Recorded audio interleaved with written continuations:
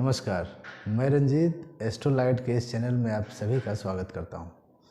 आज से हम लोग ज्योतिष की यात्रा पे निकलने वाले हैं और आज पहले तो दो सवाल होगा आप सभी के मन में कि आखिर हम ये ज्योतिष के बारे में क्यों जानें, और दूसरी बात ये कि क्या ज्योतिष सही है, इसका कोई वैज्ञानिक सूत्र या कोई वैज्ञानिक आधार है या नहीं है।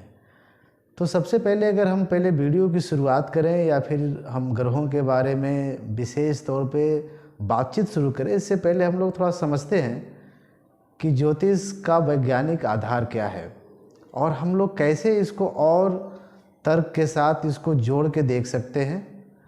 तो पहले हमें ये समझना होगा कि हम ज्योतिष में 9 ग्रहों के बारे में विशेष तौर पे पढ़ेंगे या जानेंगे हम लोग इस वीडियो के माध्यम से। तो सबसे पहले तो ये है कि आपका जो सौर मंडल है, इस सौर मंडल में जो 9 ग्रहों की बात हमारे ज्योतिष में हो रही है, ये 9 ग्रह आपके सौर मंडल के ही ग्रह हैं। और जैसा कि आप जानते हैं कि हर एक ग्रह का एक दूसरे ग्रह पे एक पार्टिकुलर एक विशेष गुरुत्वाकर्षण बल होता है। जैसे हम यहाँ पे हैं, आप वहाँ पे हैं, तो आपको पृथ्वी अपने तरफ एक पार्टिकुलर एक विशेष गुरुत्वाकर्षण से खींच रही है और आप भी खींच रहे हैं पृथ्वी को। उसी तरह से सूर्य के चारों तरफ ये जो 9 ग्रह जो घूम रहे हैं, इनका एक विशेष गुरुत्वाकर्षण बल कार्य करता है पृथ्वी पर भी, और पृथ्वी के सापेक्ष में जितने बाकी ग्रह हैं उन पे भी काम करता है। तो इस तरह से हम इसको एक खगोलीय पिंड में या खगोलीय शास्त्र में अगर हम जानना चाहेंगे तो हम देखते हैं कि एक पार्टिकुलर अक्षांश या देशांतर पे प्रत्येक ग्रहों का गुरुत्वाकर्षण बदल जाता है। तो ठीक उसी तरह से हम लोग ज्योतिष में भी यही जानते हैं कि सपोज़ आपका जन्म दिल्ली में हुआ हो और हमारा जन्म उसी समय पटना में हुआ है, तो आपके ऊपर जो ग्रहों का एक गुरुत्वाकर्षण बल काम कर रहा होगा और हम पे जो काम रहा है उसमें अंतर आपको देखने को मिलेगा। तो ये जो अंतर है ये स्पष्ट तौर पे वैज्ञानिक सूत्र है या इसका वैज्ञानिक आधारशिला है। तो एक तो ये बात हो गई। अगर हम इसको थोड़ा सा और विस्तार से समझने की कोशिश करें कि ये ग्रह किस तरह से काम कर रही है और क्या ग्रह का हमारे दैनिक जीवन पे कोई प्रभाव है या नहीं, तो देखिए पहली बात तो ये है कि कौन सा ग्रह आप पे कितना काम करेगा ये डिपेंड करता है सूर्य से उसकी दूरी कितनी है। जैसे मैं एक छोटा सा उदाहरण आपके सामने रखूं कि शनि सूर्य से सबसे दूर का ग्रह है, और ठीक चूँकि शनि सूर्य से सबसे दूर है, इसका मतलब क्या है कि सूर्य की रोशनी शनि पे नहीं आ रही है, इसलिए उसको ज्योतिष में भी हम लोग ठंडा ग्रह कोल्ड प्लैनेट के नाम से जानते हैं। और सेम समय पे विज्ञान में भी हम शनि को एज ए कोल्ड प्लैनेट के नाम से जानते हैं। तो जो भी ज्योतिष का जो आधारशिला है वो कहीं ना कहीं विज्ञान से ही लिया हुआ है, लेकिन सिर्फ वैज्ञानिक आधार पे हम ज्योतिष को डिफाइन नहीं कर सकते। ये उसका केवल एक पॉइंट है। जो दूसरी उसकी जो आधारशिला है वो थोड़ी सी गूढ़ है, और वो कितना गूढ़ है, वो किस तरह से काम करता है, जब हम लोगों का नेक्स्ट फेज में हम लोग आगे बढ़ते जाएंगे तो हम लोग के सामने वो सारे रहस्य जो है खुलेंगे धीरे धीरे। तो पहले तो आज का ये हम लोगों का पहला वीडियो है, तो ज़रूरी है कि हम लोग पहले ये समझ लें कि हमारे जो 9 ग्रह हैं वो कौन कौन से ग्रह हैं बेसिक। अब देखिए ये जो 9 ग्रह किस तरह से काम करते हैं और ख़ास करके आपके दैनिक जीवन में इसका कितना प्रभाव है, इसको हम लोग समझेंगे, बाद में समझेंगे, विस्तार से समझेंगे। तो सबसे पहले हम लोग ये समझें कि ये 9 ग्रह कौन कौन से हैं। तो जैसा कि मैंने पहले भी कहा कि 9 ग्रहों में सूर्य सबसे महत्वपूर्ण ग्रह है, क्योंकि सूर्य के चारों तरफ ही सारे ग्रह घूम रहे हैं। इसीलिए ज्योतिष में भी सूर्य को ग्रहों का राजा कहा गया है, किंग ऑफ द प्लैनेट सूर्य को कहा गया। और सूर्य के बाद के 9 ग्रह, उसके बाद हम लेते हैं चंद्रमा को, मून है, उसके बाद हम मंगल को लेंगे, फिर जुपिटर आता है जिसको हम लोग गुरु कहते हैं या फिर बृहस्पति ग्रह के नाम से जानते हैं। उसके बाद आता है वीनस जिसको हम लोग शुक्र ग्रह के नाम से जानते हैं। फिर आता है मरकरी जिसको हम लोग बुध ग्रह के नाम से जानते हैं। उसके बाद शनि है, तो ये आपके 7 ग्रह हो गए। ये महत्वपूर्ण 7 ग्रह है। अब हमने कहा था कि 9 ग्रह, तो ये 2 ग्रह और कौन से हैं? ये 2 ग्रह नहीं हैं। एस्ट्रोलॉजी में इसको राहु और केतु के नाम से जाना गया है। जो ग्रह ना होकर इसको छाया ग्रह के नाम से जाना जाता है। यानी कि ये इम्पोर्टेंटली ये ग्रह नहीं है, लेकिन ग्रह के तौर पे ये काम करते हैं ज्योतिष में, तो हम इनको भी काउंट करते हैं कि राहु और केतु को। अब आते हैं बेसिक पॉइंट पे कि ये जो 9 ग्रह है, अगर हम इसको एक लाइन में समझना चाहें कि भाई आपने तो कहा कि ये 9 ग्रह हैं, इन 9 ग्रह में एक लाइन में हम इसको कैसे डिफाइन कर सकते हैं, और क्या कोई एक ऐसा कैरेक्टरिस्टिक है जो हमारे जीवन से जुड़ा है जिसको हम जोड़ के इसको समझ सकते हैं। तो देखिए, जो पहला ग्रह मैंने कहा सूर्य ग्रहों का राजा है। अगर इसको एक लाइन में हम डिफाइन करना चाहें तो सूर्य आत्मा का कारक है। दूसरा ग्रह हमने कहा चंद्रमा मन का कारक है। तीसरा ग्रह हमने कहा गुरु, तो गुरु आपके विजडम यानी आपके ज्ञान का कारक है। उसके बाद हम आते हैं बुध पे। अगर हम बुध की बात करें तो जैसा नाम वैसा काम है इसका, तो बुध आपके बुद्धि का यानी कि आपके इंटेलिजेंस का कारक बुध है। उसके बाद अगर हम आगे बढ़ते हैं, उसके बाद हम पहुंचते हैं शुक्र पे, वीनस।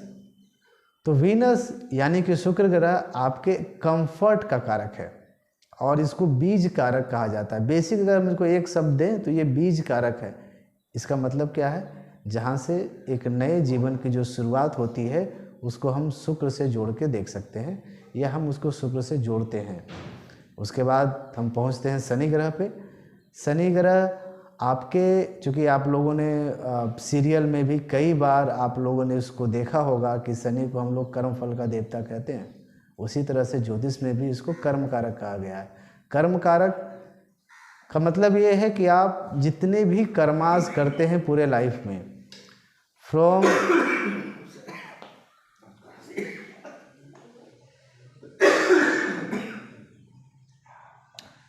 तो शनि, हम जितने भी कर्मास करते हैं, कर्मा का मतलब सिर्फ आपका प्रोफेशन नहीं है। कर्म का मतलब है आपका जीवन से लेकर मृत्यु पर्यंत तक उसके बीच में जितनी घटनाएं जो आपको रूपांतरित करती है वो सभी कर्मा में ऐड हो जाता है। जैसे आपकी शादी होना, आपको नौकरी मिलना, आपको धन मिलना, आपके बच्चे होने, आपके शादी होना, ऐसे ऐसे बहुत सारे, आपका बीमार पड़ जाना, ये सभी शनि के कर्माज हैं। तो हम इसको कर्म फल के देवता के रूप में समझते हैं। और जब हम लोग आगे बढ़ेंगे तो हम समझेंगे भी कि शनि किस तरह से आपके जीवन को प्रभावित भी कर रहा है। तो ये अगर हम कहें तो इस तरह से ये कैबिनेट है, ग्रहों का कैबिनेट है। उस कैबिनेट में ये आपके 9 ग्रह हैं। तो एक तो हमने बात की कि इसका एक शब्द में हम इसको कैसे डिफाइन कर सकते हैं, जिसको हमने विस्तार से नहीं बताया, बट एक एक शाब्दिक अर्थ के रूप में हमने आपको समझाया है। अगर हम इसके दूसरे चरण में जाएं कि इसको अगर हम एज ए कैबिनेट कह रहे हैं तो किसका क्या रोल होगा, इसको हम कैसे समझ सकते हैं। तो देखिए, जो 9 ग्रह हैं इसमें सूर्य, मैं शुरू से कह रहा हूँ, this is the king of the cabinet. तो ये कैबिनेट का राजा है। उसके बाद आता है चंद्रमा, ये कैबिनेट की रानी है। उसके बाद हम पहुँचते हैं गुरु क्या है, यानी कि बृहस्पति ग्रह, ये पूरे कैबिनेट के गुरु के रोल में है, वो गुरु हैं। शुक्र, ये भी गुरु हैं, लेकिन ये दैत्य गुरु हैं। तो जो भी आपको कंफर्ट, या इसको आप एक एज ए सलाहकार आप समझ सकते हैं इस पूरे कैबिनेट में। उसके बाद आता है बुध इस पूरे कैबिनेट का राजकुमार है, प्रिंस है ये। उसके बाद हम पहुंचते हैं शनि पे। तो शनि इस पूरे कैबिनेट में शनि सेवक की भूमिका में है। इसके बाद चूँकि मैंने 2 ग्रह शुरुआत में भी मैंने छोड़ दिया था, राहु और केतु। तो राहु केतु को मैंने इसलिए छोड़ दिया क्योंकि ये दोनों ग्रह नहीं हैं, ये छाया ग्रह हैं। अगर इसको थोड़े से लाइन में अगर हमको समझना हो तो राहु आपके लाइफ का कम्युनिकेशन है, आपकी संचार करने की जो क्षमता है, कैपेसिटी टू कम्युनिकेट, ये है आपका राहु। और केतु क्या है, इन सभी जीवन से छूट जाना, मुक्ति। तो केतु को हम लोग मुक्ति कारक के नाम से जानते हैं। लेकिन मैंने राहु को सिर्फ एक छोटा सा नाम दिया कि ये कम्युनिकेशन का कारक है, लेकिन सिर्फ ये कम्युनिकेशन का कारक नहीं है, यह मृत्यु का भी कारक है। तो जब हम कारकों को समझेंगे, विस्तार से समझेंगे कि ये किस तरह से कारक की भूमिका में आते हैं और किस तरह से आपके जीवन को प्रभावित करते हैं, तो हम लोग इसको और विस्तार से समझ पाएंगे। और तो हमने आपको कैबिनेट में 2 चीज़ें मैंने आपको बताई। पहली चीज़ें मैंने बताई कि इसको एक लाइन में हम लोग कैसे समझेंगे और किसकी क्या भूमिका है, इस पे मैंने चर्चा की। चूँकि ये हम लोगों का पहला वीडियो है, तो मैं आज थोड़ी देर शुरू करता हूँ चंद्रमा के विषय में बात करना। क्योंकि मुझे बात शुरू करना चाहिए था सूर्य से, लेकिन मैंने सूर्य को नहीं लिया है, मैंने चंद्रमा को लिया है। कारण है इसके पीछे, क्योंकि मन का, मैंने कहा कि आत्मा और मन, तो एस्ट्रोलॉजी में कहा गया है कि अगर आपको आत्मा को समझना होगा, यानी कि अगर आपको सूर्य को समझना है, तो आपको पहले चंद्रमा को समझना होगा। यानी अगर आप आत्मा को जानना चाहते हैं, यहाँ तक अपनी पहुँच बनाना चाहते हैं, तो आपको मन के रास्ते ही वहाँ तक पहुँचना होगा। तो ये जो मन के रास्ते पे हम आत्मा की यात्रा कर रहे हैं या करने वाले हैं, तो इसलिए मैंने पहले आपके लिए चंद्रमा को रखा है, ताकि हम अपने मन को पहले समझ पाएँ। और ये कितना इम्पॉर्टेंट है पूरे एस्ट्रोलॉजी में, हम पहले इसको भी समझेंगे। देखिए, आप लोगों ने कभी ना कभी टीवी पे, कभी कभी अखबार में, या किसी जहाँ पे आप लोगों ने अपनी कुंडली बनाई होगी, उनसे आपने एक सवाल ज़रूर किया होगा कि मेरी राशि क्या है। तो उन लोगों ने आपको एक राशि के तौर पे आपको कुछ न कुछ कहा होगा, जैसे मेरी मेष राशि है, धनु राशि है, वृषभ राशि है, सिंह राशि है, ऐसा आपको किसी ने कुछ कहा होगा। तो जो आप अखबार में देखते हैं, जो टीवी में देखते हैं, वो चंद्र राशि को ही देखते हैं। चंद्र राशि को देखने का मतलब क्या हुआ? मतलब इसका ये है कि चंद्रमा आपके जिस राशि में बैठे होते हैं, वही आपकी चंद्र राशि बन जाती है।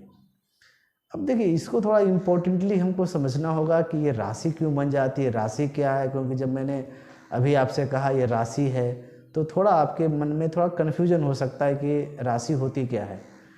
तो अभी तो मैं इतने कम समय में इस पर थोड़ा डिटेल से जानकारी नहीं दे सकता कि राशियाँ कितनी हैं और क्यों हैं। तो बस आप इस तरह से समझे कि चंद्रमा कुल मिला के 12 राशियाँ हैं। चंद्रमा जिस राशि में पहुँचेगी, वो आपकी चंद्र राशि या आपका ज़ोडिएक साइन आपका बन जाता है। तो इस पे अभी हम लोगों की विशेष चर्चा होगी, क्योंकि चंद्रमा एक छोटा टॉपिक नहीं है, ये काफ़ी बड़ा टॉपिक है। तो हम लोग चंद्रमा के बारे में 2 वीडियो में समझेंगे कि चंद्रमा क्या है और इसका आपके जीवन पे किस तरह का प्रभाव पड़ता है। तो पहले हम समझते हैं कि चंद्रमा के कारक क्या क्या हैं। तो जैसा मैंने पहले कहा था कि चंद्रमा का जो मुख्य कारक है वो आपका मन है। इसके बाद और किस चीज़ों का कारक है? चंद्रमा आपका कंफर्ट का भी कारक है। क्योंकि आप कंफ्यूज हो सकते हैं यहाँ पे। हमने जब शुक्र के विषय में मैंने आपसे कहा, वहाँ पे भी मैंने कहा कि शुक्र आपके कंफर्ट का कारक है, लेकिन चंद्रमा इस चीज़ का कारक है कि कंफर्ट है आपके पास। सपोज आपके पास गाड़ी है, आपके पास कार है, आपके पास जॉब है, सब कुछ है आपके पास, लेकिन उसके बावजूद भी, रिसोर्स होने के बावजूद भी अगर आप कंफर्ट में नहीं हैं या कंफर्ट में हैं, ये तय करता है चंद्रमा। लेकिन शुक्र ये तय करता है कि आपको मटेरियलिस्टिक चीज़ें आपको उपलब्ध करा सके, ताकि आपको कंफर्ट मिले। जैसे आपके पास कार आ जाए, आपके पास नौकरी आ जाए, आपकी शादी हो जाए, आपके पास धन आ जाए, ये सारी चीज़ें शुक्र आपको करा के देंगे, ताकि बाद में जाकर इन चीज़ों से आपको कंफर्ट मिलेगा। लेकिन चंद्रमा ये तय करेगा कि क्वालिटी ऑफ कंफर्ट आपको चीज़ों से मिल रही है या नहीं मिल रही है। तो इस तरह से हम समझ सकते हैं कि चंद्रमा कंफर्ट का कारक है। उसके बाद चंद्रमा आपके भावनाओं का कारक है, इमोशन का कारक है। आपकी भावनाएं कैसी है, अच्छी है, बुरी है या डिस्टर्ब है, इसका कारक आपका चंद्रमा है। अगर आप लिविंग थिंग्स में इसको जोड़कर देखें, तो लिविंग थिंग्स में अगर जोड़ के देखेंगे तो चंद्रमा आपकी माता का कारक है। आपकी माता का स्वास्थ्य कैसा होगा, आपके माता का नेचर, आपका स्वभाव, उनकी आयु, उनके जीवन में संघर्ष का स्तर कैसा होगा, ये सारा डिटेल आप सिर्फ चंद्रमा को जान के जान सकते हैं। या आप इसको ऐसे समझें कि आप इससे भी जान सकते हैं कि आप कितने परेशान रहते हैं। अगर आपकी परेशानी बहुत है, अगर आपको हर एक छोटी छोटी बातों में डिप्रेशन हो जाता है, एंजाइटी के शिकार हो जाते हैं, तो डेफिनेटली आपके हॉरोस्कोप को बिना देखे हुए आप किसी से कह सकते हैं कि आपकी माता का तबीयत अच्छा नहीं रहता। क्योंकि मैंने कहा अभी कि चंद्रमा आपके मन का कारक है, उसी समय चंद्रमा आपकी माता का भी कारक है। तो माता का जीवन कैसा होगा ये आपके अपने एंजाइटी लेवल पे डिपेंड करता है। इसका ये मतलब नहीं है कि बहुत सारे लोग होंगे जिनको एंजाइटी हो रही है तो सभी के माता का तबीयत खराब ही होगा, ऐसा भी मैं नहीं रहा हूँ। लेकिन मोस्ट ऑफ मैं कह सकता हूँ 80% से 90%, तकरीबन 85 to 90% लोग जिनका एंजाइटी लेवल डिस्टर्ब है, उनके जीवन में 2 घटनाएं जरूर घटित होंगी।